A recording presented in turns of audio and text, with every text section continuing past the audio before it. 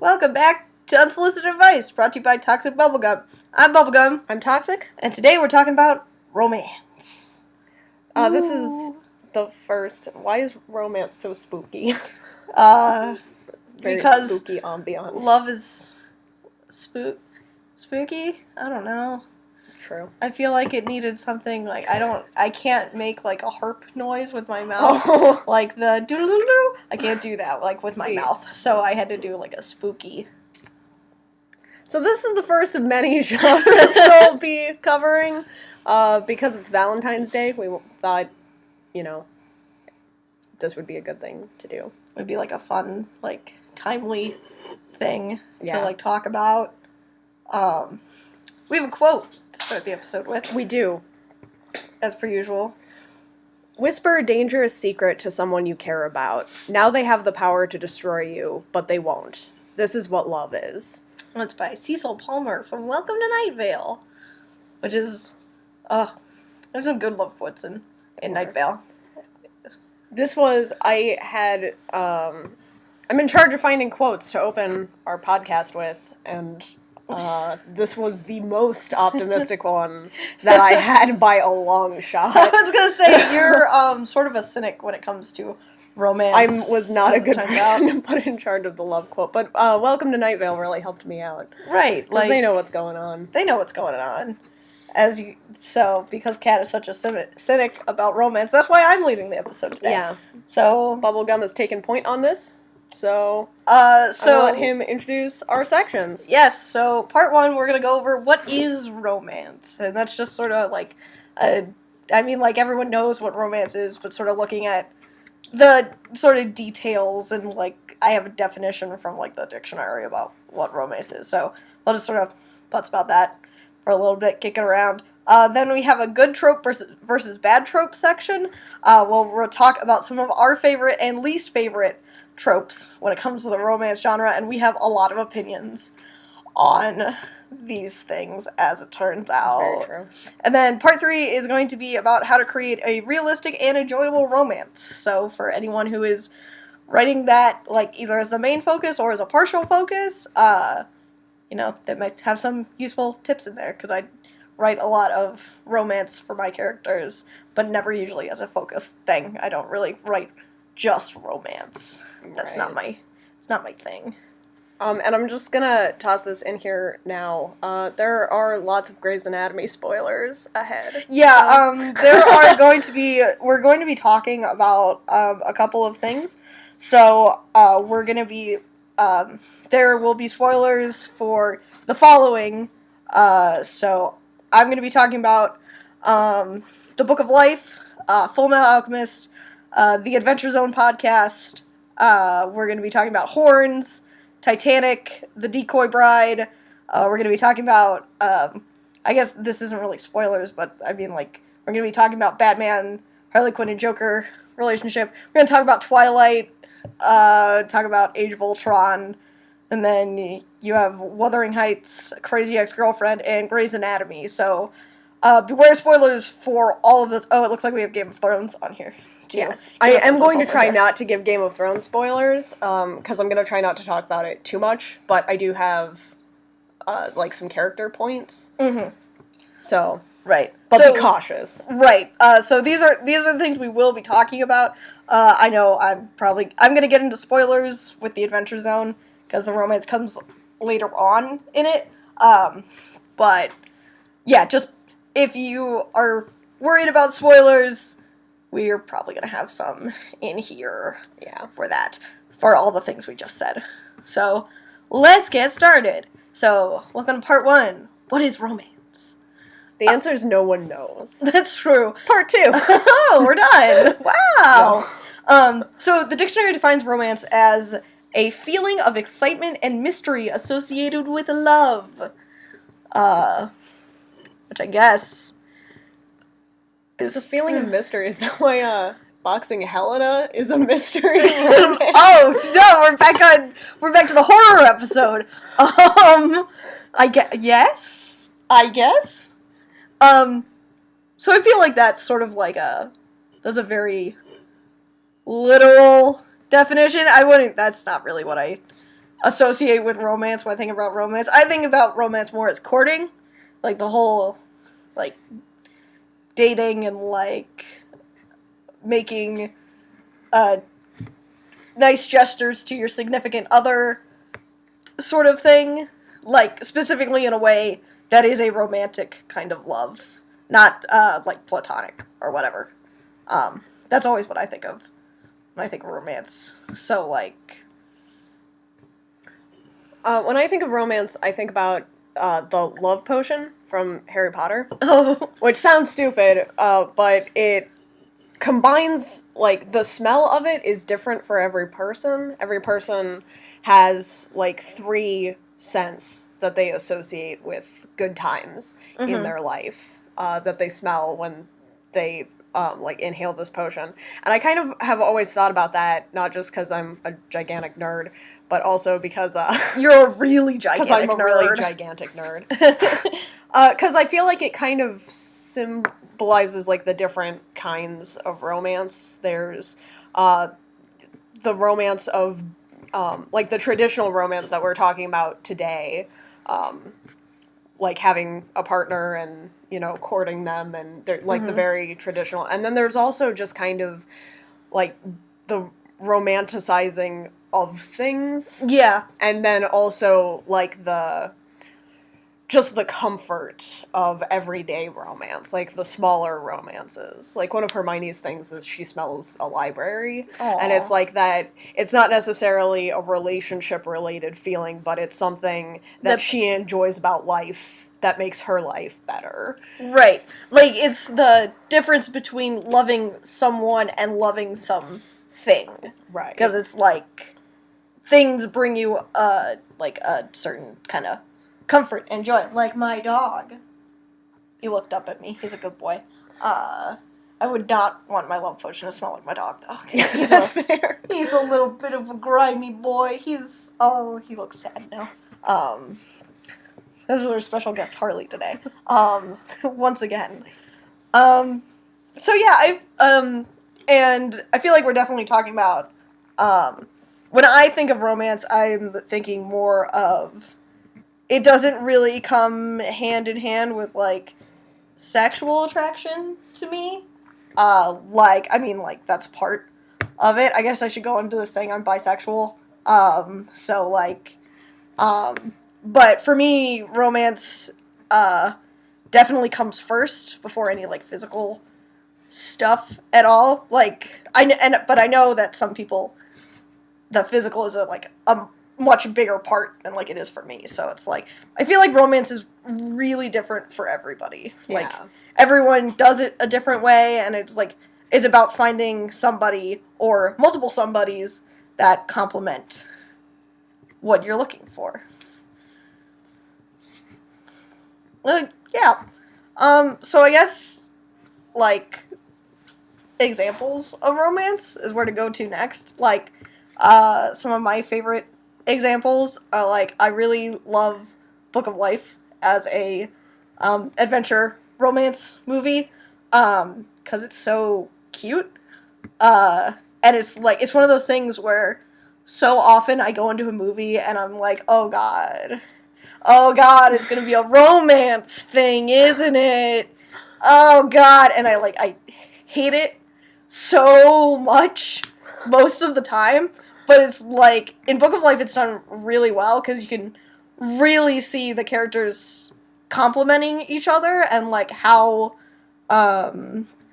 they work together, and, like, they're friends before they're lovers, and it's like, which is really important, because, like, you have to like each other in order to be in a relationship. In a healthy relationship. In a healthy relationship, right. Because, boy, let's, we'll get into that later on.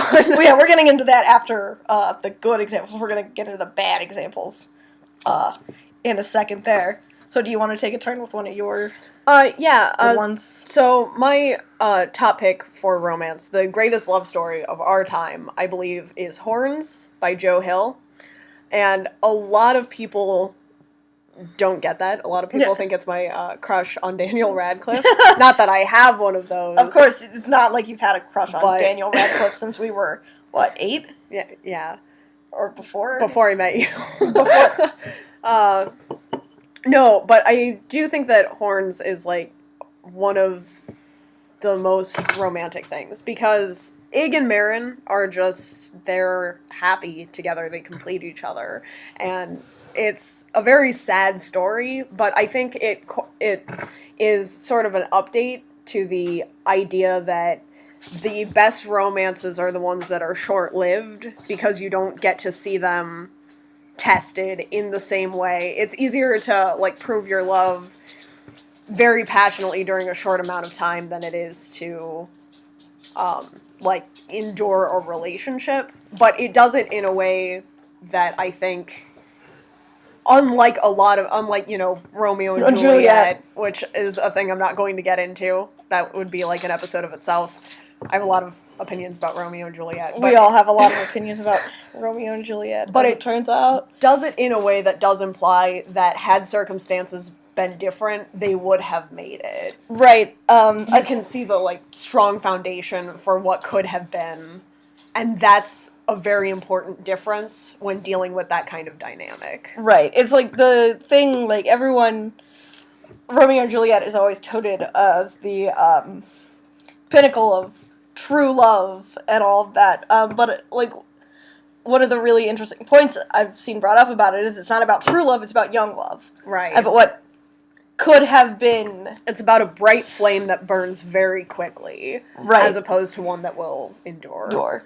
That's the difference between a long candlestick and just a flash. Like a firework. Like a firework. Ooh, buddy. So one of my next picks is I really love the romance in Fullmetal Alchemist. And really quick, just to elaborate on that, Full Metal Alchemist or, like, FMA Brotherhood, were we talking, like, the show or the manga? I'm thinking the manga. Okay. Specifically, I unfortunately have not finished it, because I'm trash, and I'm sorry about everything I've ever done. Alan doesn't know that they all leave each other because everyone is gay. Oh, wait, that makes everything better. But no, I really... Spoiler alert. I can't believe this. I really love the romance between Edward Elric and Winry Rockbell, because I feel like it's really, like... It's just so nice. It's like this relationship that they've been friends since childhood and have been seeing each other on and off again, but you can clearly see, like, how their feelings start building up for each other, and, like, that even though both of them are very rough around the edges, and sort of, like, they butt heads a lot, they do it in a way where they're trying to take care of each other, just in different ways. Yeah. And that sometimes comes off as bullheaded, but, like, at the end of the day, they're happy together. And that proposal scene at the end is it's just gold, as it turns out. It's really good. It's so good. Oh, I love Fullmetal Alchemist. It's the best. But yeah, like, that's one of the tropes we're going to talk about later is friends to lovers, and I think it's pretty clear where I stand on that one already. But yeah, so that's another one of mine that I really like there.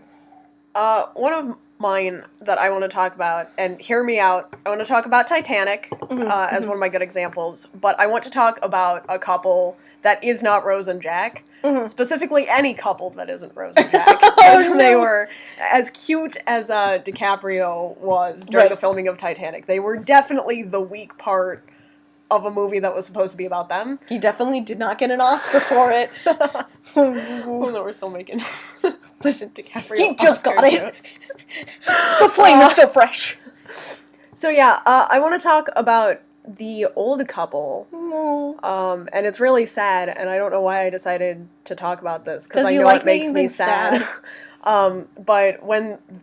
Spoiler alert, the Titanic sinks. Oh, what? God! When the ship is going down, there are just, like, these scenes of chaos, you know? And you watch everyone try to escape, and it's very sad, and everyone's super concerned about what's going on with Jack, but it's there were just a lot of like really good background moments, which is one of the reasons why I think the movie was as poignant as it was, even though it was for stuff that was overlooked. Mm-hmm. And there's like this really elderly couple that knows that the ship is going down, and they just go to bed and hold each other because they just want to spend their last moments together. And I think it's like, you don't know their names, but it's just one of the most beautiful romances to ever not be focused on. You know what I mean?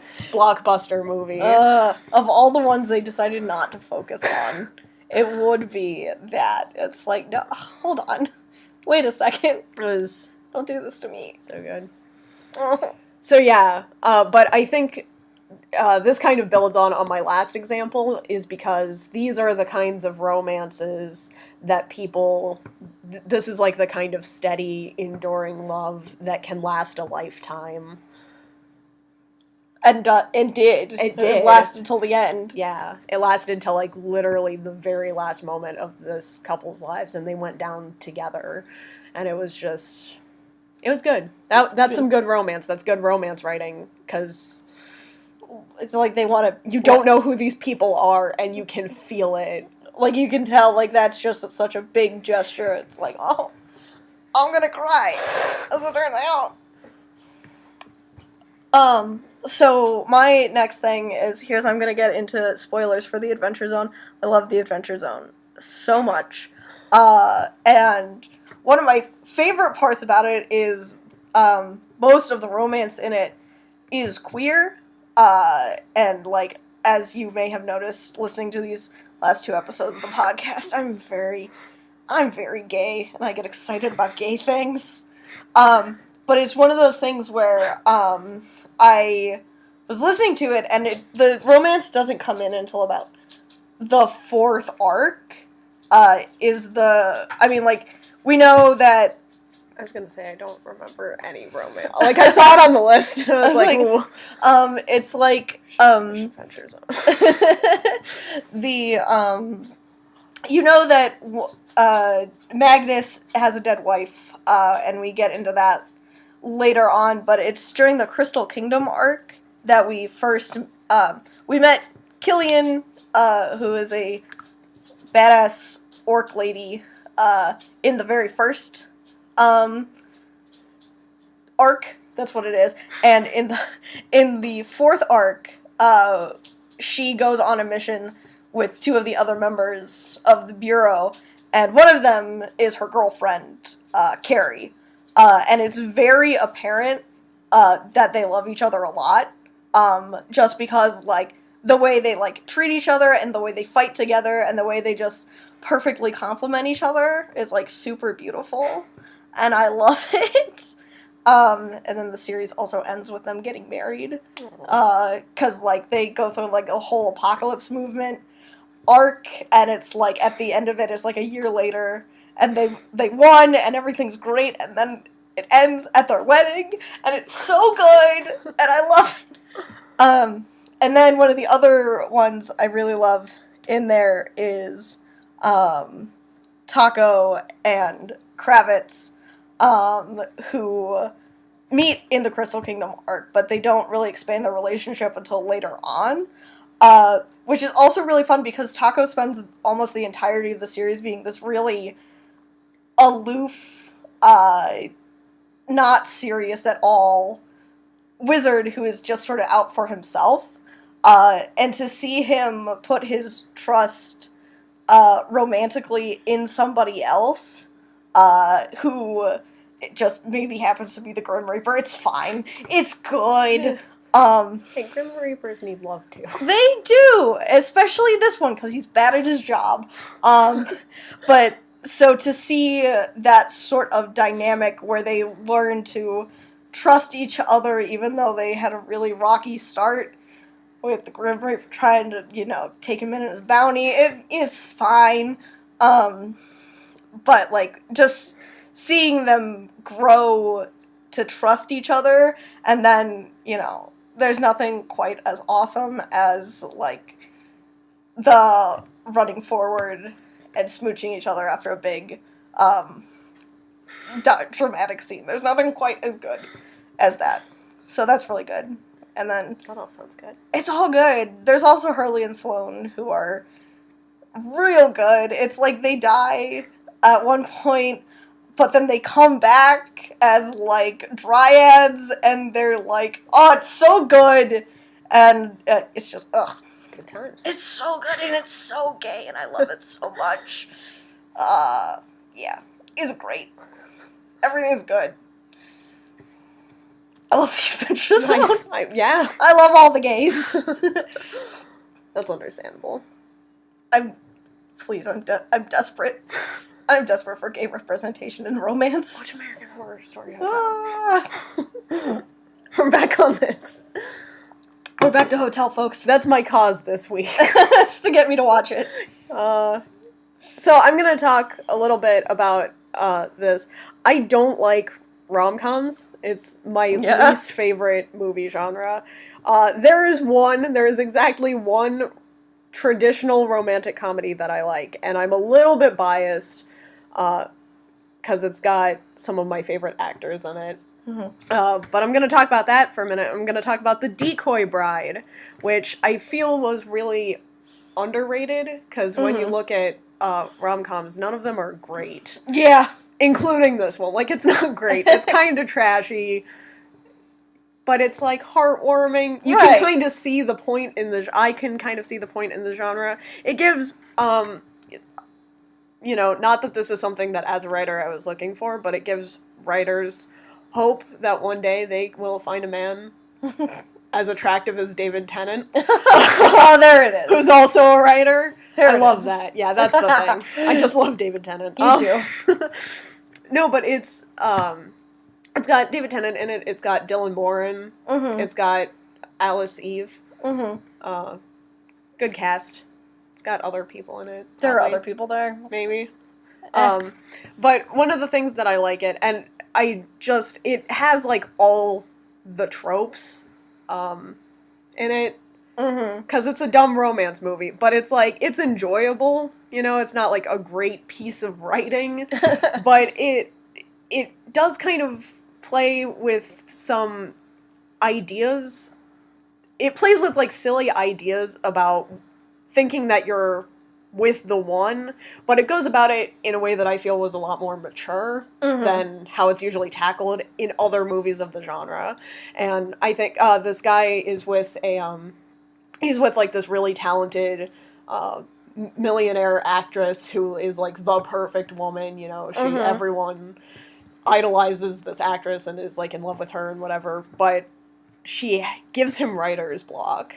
Ooh. And it's, like, it was kind of an underlying point of the movie of, like, you should be with someone who inspires you and not someone who, you know, puts too much pressure on you. You know, she thinks he's, like, the best writer in the world, but that kind of intense, you're going to be great, you're going to be famous, it ends up just being, like, too much for him. And it's a love triangle movie, so, like, on the other side of that, there's, like, the awkward nerdy writer lady who is just, like, she's just kind of trying to get over all of, like, the terrible relationships that she's been in, and it's just, like, it's a good time, and it's got one of those, like, classic, because the guy that she's with before is a musician, and he breaks up with her after they get engaged by telling her that she's a song and not an entire album. And so, like, she's complaining about this, and when she thinks that David Tennant guy isn't going to choose her, she's like, this is the part where you tell me that I'm just a chapter and not a whole book.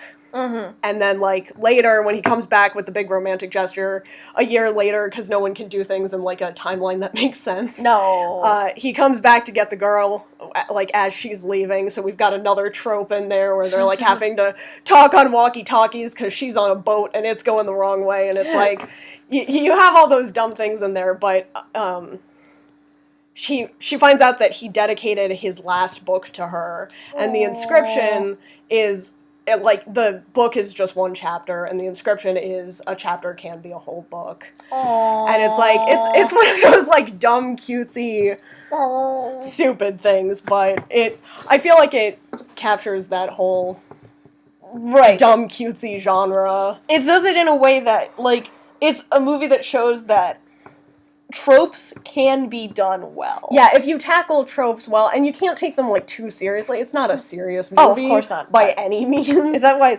the last part is calm? Yeah. But it's fun. Mm-hmm. It's like, I feel like it's the exception to the rule. Right. You're always gonna find something that you like, even in a genre that you hate. And the other rom-com, real quick, just since we're talking about them, that I also like is, I said there was just one. I do like Forgetting Sarah Marshall, but it has absolutely nothing to do with the main plot. I just love Dracula, the musical with puppets, so much. Like, it's so good. I love the recurring music that you get to hear from this show.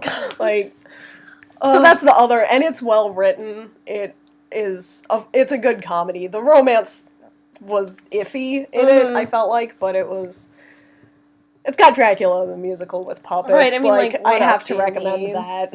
Like, what else do you need, dude? Oh, that's also, like, an interesting thing, because it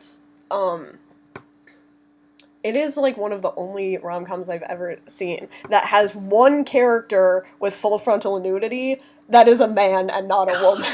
It's about time. So that was just, it was a fun That's a nice subversion of everything. Yeah. It was unnecessary, maybe, because there was just this really awkward scene where you're just, like, watching Jason Segel be very naked. Well, and you're like, now everyone knows how we feel all the time. So, you know. Now, this is the part where we get to talk about things that we don't like, which is arguably more fun than talk about things that we do like. I think this is going to be more fun. Because we both have complaints, I know, about the things that are on my list. Yeah. For bad examples. We're going to start with Harley Quinn and Joker. Yes. I fucking hate when people romanticize this couple, because it was never, in the original Batman animated series, it was never written as a romantic relationship. It was written as an abusive relationship, and somehow we fucked that up along the way, and I don't know how people do that. Suicide Squad. No, it was fucked up before that. It was fucked up before that. I said fucked again. I was gonna not do that this one episode. We did it. Okay. Nice. But yeah, it's just like one of those things where it's like, how, and it's like, even when it is romanticized, it's not done well. Like, the Joker is still, like, a monster to her. She's just, like, accepts it, like, no one points out that it's Stockholm Syndrome. Right. Everyone's like, oh no, that's just how, they're just people that hurt each other and like each other because of that. It's like, no, that's not correct. That's wrong. You're wrong, you fucks. That's one thing that, like, really irked me about Suicide Squad, because the lead up, and it was not a good movie for so many reasons, but I had hopes for it, because the way that they built it up, I thought they were heading in a way, they were portraying it more like it was, where it's like, it is an abusive relationship, it is Stockholm Syndrome, it's bad, it's a bad time. I thought they were leading up to that, and then there's the thing where instead of Harley Quinn being pushed into a vat of chemicals, which is what happens, they jump together, and it's like a romantic thing, and from that point on, it stops being portrayed as the abusive relationship that it was in the first part of the movie, where they get into, like, everyone gets to see their desires at the end, and Harley Quinn's like, what if I were married to Joker, and I'd be a good housewife, and, it's like, I don't... No. The one good thing that did come out of Suicide Squad is that Harley Quinn now is canonically in a lesbian relationship, because Margot Robbie refused to work with Jared Leto again. Oh, thank God. It's awesome, because I really want to see, because I'm pretty sure they also confirmed in the next movie that Harley Quinn is in, she's gonna be in a relationship with Poison Ivy, and Right. I love Harley Quinn and Poison Ivy. Yeah. That is some good shit. So thanks, Right Margot there. Robbie. Thank you, Margot. We love you. We do. We just don't love the movie. The movie was still bad, but we love Right. you a bunch. Right. Hopefully the next one will be better? ? Well, I mean, if Jared Leto's not there, that's already a great step up. It's an improvement. It is. So you've got a couple on here also that you are not great with.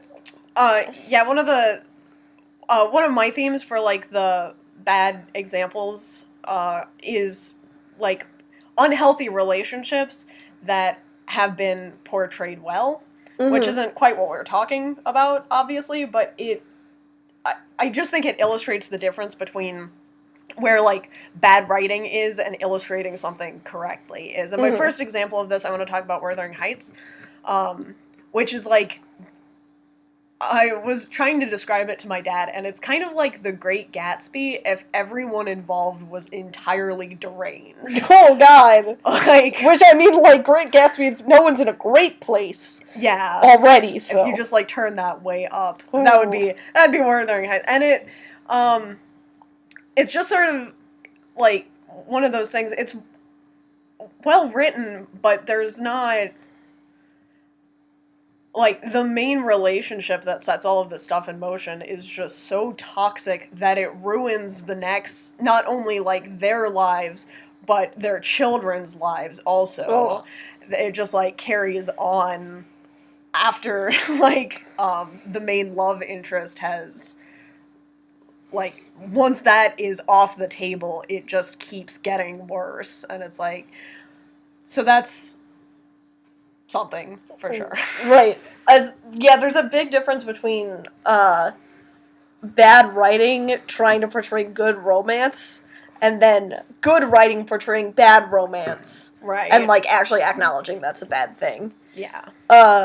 On the absolute opposite end of the spectrum, we have Twilight. Yes. Some people may remember Twilight from a decade ago, from the great wars that were fought. It's bad. Romance is bad. It's really bad. Not only is it bad, it's creepy. Yeah. It's, like, way creepier than anyone ever talks about. It's, like, it's really, it's one of the things I'm going to touch on later where it's, like, the characters are more like objects than they are characters. Yeah. And that's the way that other quote-unquote characters desire them, is as objects, not as people. And it's really creepy. Yeah. And it's, like, I feel like it's especially bad because the person being objectified the most is the narrator of the series. And it's like, that's not correct. And it's, like, I know there are arguments to be made that it's, like, Bella is just supposed to be a self-insert for the reader, but I mean, that's still not good. Like, it's bad. Because it's just, like, again, because there's nothing, like, even if you are a self-insert, you're still being objectified, which is that's not how you teach people the kind of romance they want to have. Right. There's also fucking the weird fucking Jacob falls in love with, like, a literal baby shit, and that's, like... Because that's what werewolves do. They fall in love with literal babies, right? Oh. Is that not accurate? No. Is that not part of the werewolf Stop ruining my werewolf mythology. What was it? Imprinting? Oh, God. Creepy as hell. Literal baby. That's some weird pedophilia shit right there. And this is also after he forcibly kissed the mother. Right.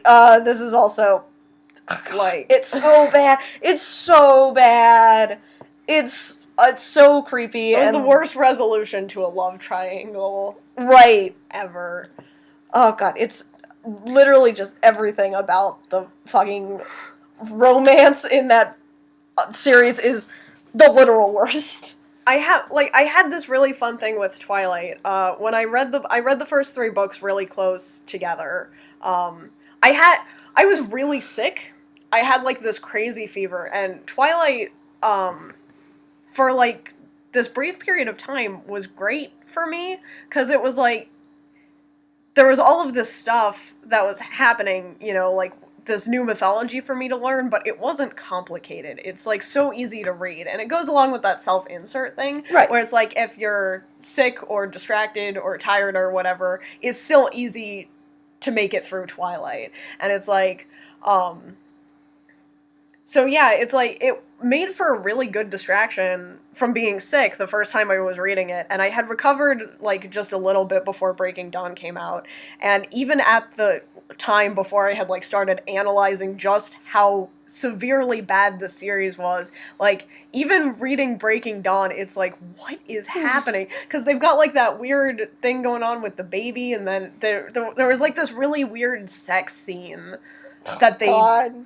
tried to market like to like preteens. It's like, hold on. It's like, I don't know, like obviously everyone knows what's happening here, and then it's just like Bella's pregnant for the whole book, and it's like gonna kill her because it's like this vampire hybrid demon child, and that her ex not boyfriend falls in love with while weird. she's like dying on the birthing bed, and it's like, I can't. What is this book? What is going on? And the movies didn't do it any favors either. It just like made it so much worse. It just really highlighted how bad the whole thing was. Yeah. God. I got, fun fact, Kat knows this story a million times. I got sprayed in the mouth with cleaner once because I was talking about how bad Twilight was, and another girl in our class in middle school got really mad at us. So she sprayed spray cleaner in my mouth. Fun fact, she had not finished Twilight at that time. Oh my god! Because she was like the slowest reader ever. She's like halfway through that book. Like, oh my god. I mean, like, talk about childhood grudges, but this girl was so rude. And that she was terrible, and she sat like across from me. Our art teacher had this idea that we'd be more productive if we sat next to people we didn't get along with. So we had to share a table in art class, and she was like literally always talking about how her boyfriend was like the love child of Jacob and Edward, and it's like, if I have to listen to this, oh my god, I'm going to leave. I think I died like right now. I can't imagine ever trying to describe my partner like that, like, as the love child between Jacob and Edward. I think I would literally die. Actually, I think I would rather just die than have to hear that sentence again, in relevance to a real person. Oh god. So yeah, Twilight's bad. Twilight's terrible. I'm glad we finally reached a point as a society where we like realized this. I guess 50 Shades of Grey also is a spin-off of this, which is... And we can talk about that now, because I've already said fuck, so... Yeah, oh my god! It's not good. It's not any kind of good, it's just abuse. That's a fun thing, is that I feel like the BDSM community is, being very, like, it's finally gotten popular to the point where the topic is no longer as taboo, which is a positive thing, but it's portrayed in such a negative and unhealthy way that it's like, in the long run, this is definitely going to be worse. Right. Than not having any kind of mainstream attention right. on our sex lives, which, like, who needs that? Right, nobody needs that. Like, I don't need people knowing what goes on in things. Right. I'm, like, trying to keep this, like, as fuck-free as possible. Yeah. But it's, like, it's one of those things where nobody needs... What? I don't... And then... It shouldn't be mainstream. It shouldn't be. And the thing that I will kind of leave the 50 Shades note on is that you can have healthy, like, you can have healthy, like, dom-sub relationships. Those exist. That's definitely do. a good thing, but it's, if you are the older one and the more experienced one, and especially if you're the dominant one, you need to know where boundaries are. You need to be, if you're going to be all those things, you have to be responsible. Right. Which is not ever That's not anything. the case with Christian Grey. But we do have one of the best lines ever. Oh, yeah. From, yeah. Mm-hmm. Are you ready? Would you like to? Yes. Should this have been the quote to start the podcast? Oh, yeah, it should have been. Turn to the color of the Communist Manifesto is like the best description of blushing I've ever heard. God. It's so out of the blue. God, Karl Marx would be so proud right now. Oh, God. So good. So good. It's bad. Don't read 50 Shades of Grey. 50 Shades of Grey. Love yourself a little bit. Yeah. Oops. I don't anymore. Never did. You always torture yourself like this. I do. I don't know why. I think before we get back to the good writing portraying bad things, we should also talk about Age of Ultron. Yeah, let's also talk about Age which of was Ultron. just bad because who on earth looked at Black Widow and Bruce Banner and was like, yeah, I like this. This is This is like a thing that we've totally been building up to, and it's like you realize the Hulk hasn't had his own movie. Black Widow hasn't had her own movie. It's like, what are you talking about? Bad time. You're taking these two secondary characters and forcing them into a relationship which doesn't match either of their personalities. Right. And it's like, there's also the whole thing where he's like, I'm a monster, and then Tasha's like, well, I can't have children, so who's the real monster? And it's like, hold on, wait a second. That was just a bad message. What are you talking about? I'm gonna kill somebody.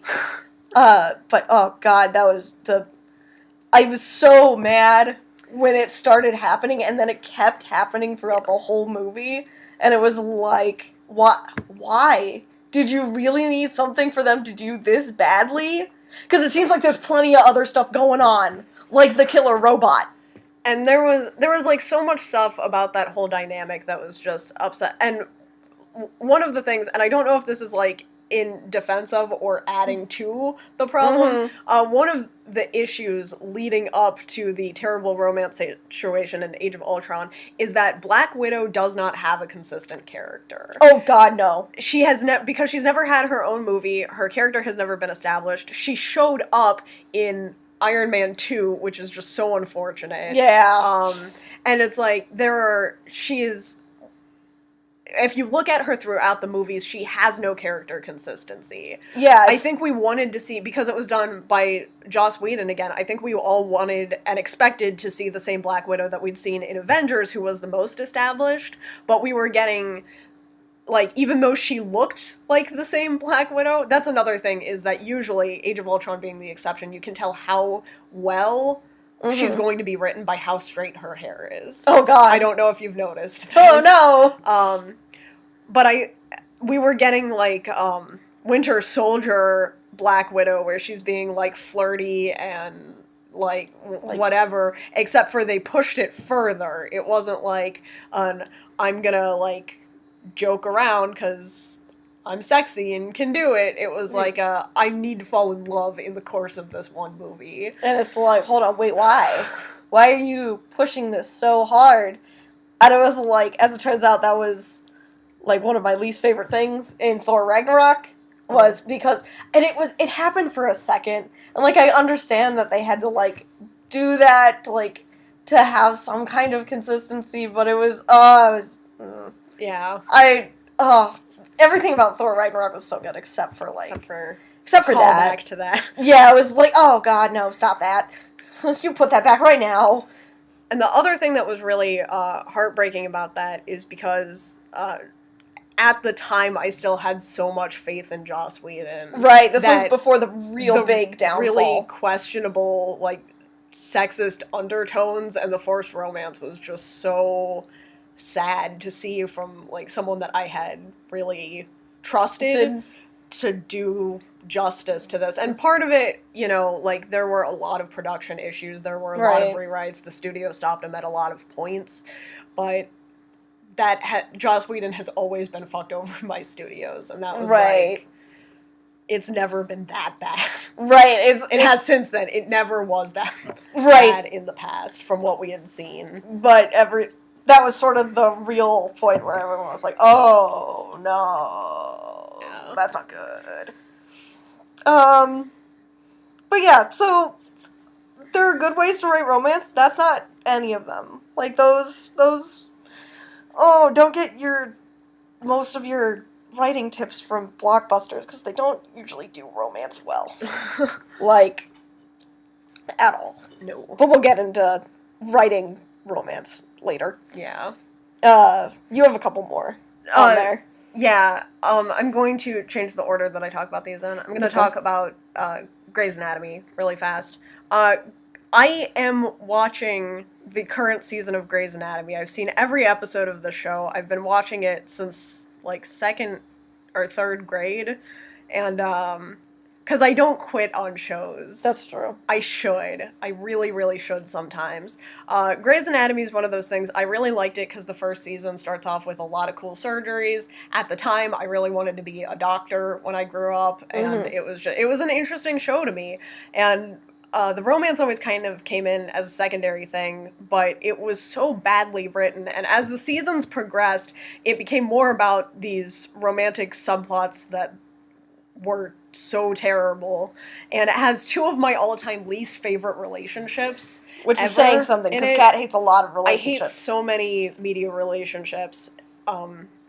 It has the title, like, not the title, the main couple, Derek and Meredith, do, like, the on-again, off-again thing for, like, so many seasons, and he's so terrible to her. He's just he's a bad person. He's not good to Meredith. He's not good, like, but then he'll do something charming, and everyone will, like, completely forget all of the terrible things that he's done and not apologize for.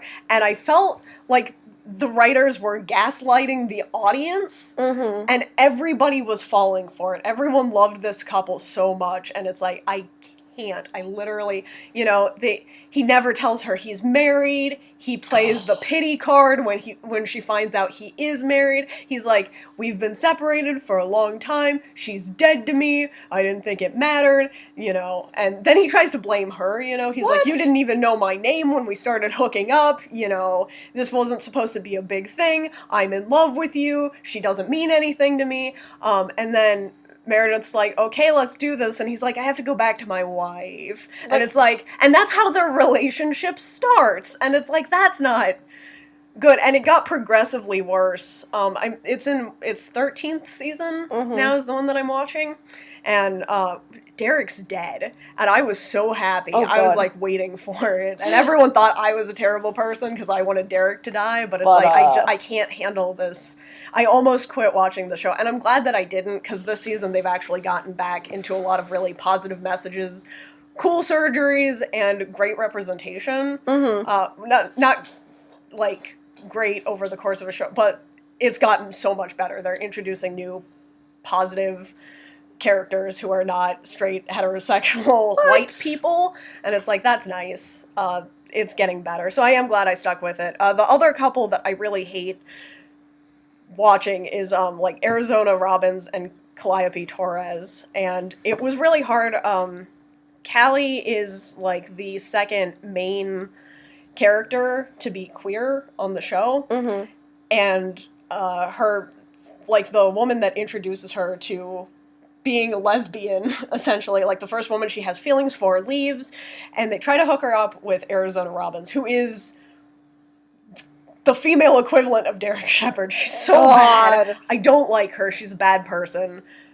She's a bad character. She's not well written. She's inconsistent. Her morals contradict each other. She's not good. But they had her in this relationship, and it killed me because it was like the longest ongoing lesbian relationship I'd ever seen on television at that point, and it was so unhealthy and abusive. And it's like, and Arizona was, like, always pulling the same kind of shit. She asks Callie out, and Callie's like, I don't know. Callie comes back and is like, I'll take that date. And Arizona's like, I'm sorry, I can't. I've just found out that you've only ever been with one other woman, and I don't have time to train you to be a lesbian. Oh my God. And it's like, and then they still got together. Arizona, like, is a pediatric surgeon who's totally against the idea of having children. Callie's like, I need children. Arizona's like, that's tough. I'm never gonna have kids. Callie's like, I'll give up my dream of having kids for you if we can be together. And Arizona's like, good. And then Callie leaves because she can't have kids, and she decides that's more important to her. She gets pregnant with someone else's kid while Arizona abandons her. Like, they plan to move together, and Arizona's like, that's not going to happen because you're being gloomy about it. Oh my God. You stay here, I'm moving. I never want to see you again. And like, I'm so mad. And Callie's like, that's bad. So that's when she gets pregnant with someone else's baby. Arizona comes back and she's like, I'm ready to take you back now, like, because I'm back from my trip. I missed you. And Callie's like, I've got a kid. And then Arizona won't talk to her. She's like, I can't believe you'd have a kid with someone else. And it's like, God. I can't. They got married after that. Arizona loses a leg and then goes on, like, this crazy revenge. I'm going to take all of my troubles out on my wife kick. And it's like, I can't.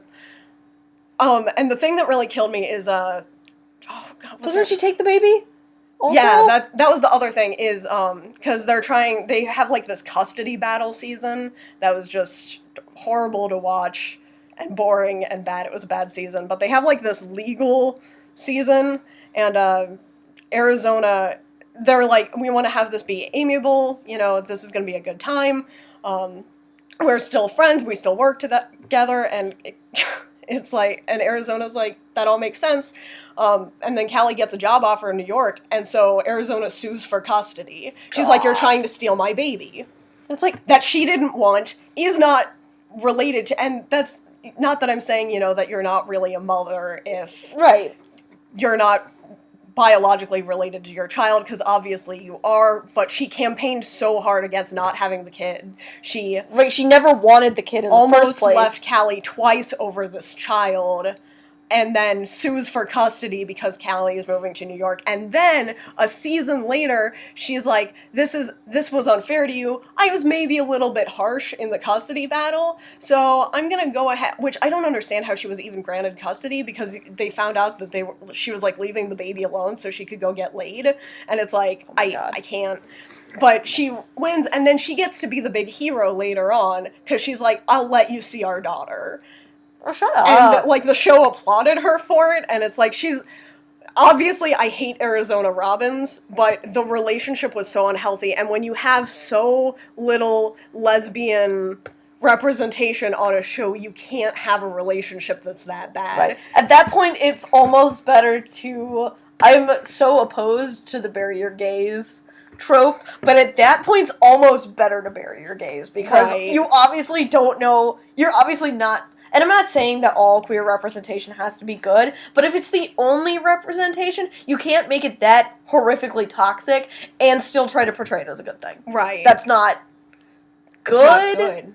And I hate it. Kat's been complaining about this character for years, and I also hate her, even though I've never seen her in a single episode, but I really don't ever want to look at this character. Every time Arizona does something bad, I, like, call Alan, and it's like they're murdering representation on this show. They're doing it again! God. So, and I think that's one of those situations where it's like, even though it was the same kind of dynamic in both of those relationships, it was still more acceptable with Derek and Meredith, because there's lots of heterosexual representation on that show and every show ever. Right. It's been fucking 2,000 years of straight representation. So bad. But we get our gays buried and abused, so, that's fun. I'm going back to the Adventure Zone. They're nice to me there. They're so good. They're so nice to me. So yeah, that was my big Grey's Anatomy rant. Yeah. And I'm not sorry, because people deserve to know about it. It's true. What an angel Calliope Torres is. She deserved better. Did you want to talk about Crazy Ex-Girlfriend at all? Oh, I do want to talk, back on the unhealthy relationships portrayed in good ways. That is something I want to talk about for Crazy Ex-Girlfriend, is because it's an incredibly intelligently written and funny show, but the main character is in a very toxic dynamic with this guy that she's in love with. And it's one of those things where it's like, if you're able to portray through your writing that you as a creator know that it's not healthy and not what people should aim for, it does make it more acceptable to show that these kinds of relationships exist. Right. It's like one of those things where it's like when you're writing a bad relationship, you have to acknowledge that you're writing a bad relationship. Yeah. And it's like, that's what they do. It's Crazy Ex-Girlfriend is real great with its writing. And, yeah. And it's like, but it's one of those things where it's like, they consistently, like, she's, like, head over heels for this guy, but they constantly acknowledge that it's not good for her. Yeah. And that she's struggling with, like, people are, like, pressuring her to get together with this guy, people are pressuring her to not get together with this guy, and I mean, like, he's giving her weird signals, and it's, like, so it's, like, there's so much going on, but you can always tell that it's, like, it's not a positive thing for her. Right. Like, certain elements of it are, like, making, like, new friends and, like, getting, like, having these relationships with people, like, that she didn't have before. Mm-hmm. Like, any of these relationships, like, they have their good moments. And, I mean, it's not like the guy she's in love with, like, is bad to her. Right. But he's not in love with her, right. At least at the point I've seen. I haven't finished. I'm not caught up. And so. Cover your ears, because I have like. No, it's okay. Okay, I it's do okay. have a Crazy Ex-Girlfriend spoiler because it's just so on point with what we're talking about. Mm-hmm. They changed theme songs for the second season, and the opening line is, "I'm just a girl in love. I can't be held responsible for my actions." And when you start the season, you're like, this is kind of not a great turn for the show. That's like quite the way to kick off what's supposed to be like a kind of empowering feminist show, and you're kind of, and like the whole song's kind of like that.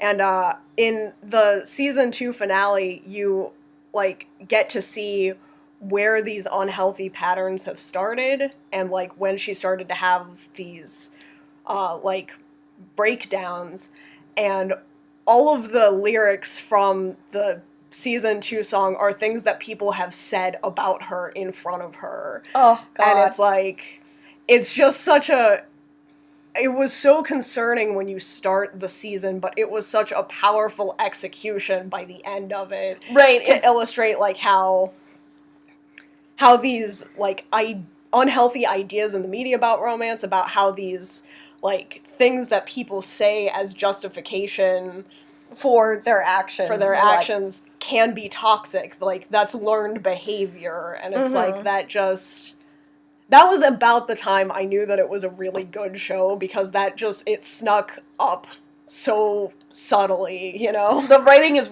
really clever on the show. I highly recommend it. Also, the music is great. The music is really good. As it turns out. Rachel Bloom is a very talented songwriter, singer. She's good. She's talented and lovely.